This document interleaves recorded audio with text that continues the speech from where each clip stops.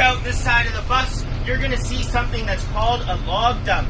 And it's actually nowhere near as obscene as it sounds. This is actually just where they take bundles of logs that have been harvested up the mountain, they drop them into this boom, and it takes about 2 or 3 months to fill up that whole area with logs. Now once it's full, a tugboat comes along, grabs the whole mess, hauls it 24 hours up the lake to a small town called Canoe, and that's where it gets milled into lumber and hardwood and everything else.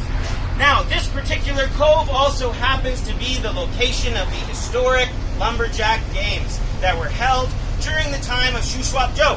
Now, you may all remember Shuswap Joe. He was the one who had his distillery blown up by the FBI. And after that happened, he had to go on the lam. For a number of years, he lived in the woods, living exclusively off of scotch and river eels. Okay?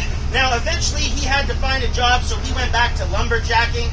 And very quickly, Shuswap Joe got the reputation as one of the most talented tree fellers around.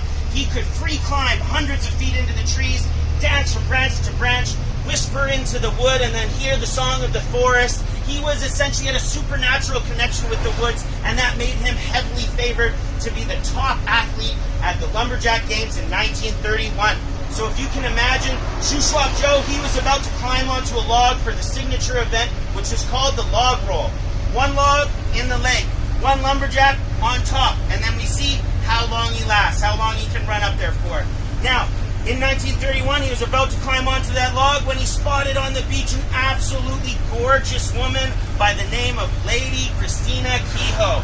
And he felt absolutely in love with her, okay? She had short hair and pantaloons. She was a proud member of the suffragette movement, and she had come here to Scotch Creek to investigate whitewater rafting. Shuswap Joe was madly in love. He got up on that log, and he gave the performance of his lifetime. He ultimately stayed up there for 15 and a half hours. Absolutely incredible. That feat put him in the history books. You can look it up in the museum.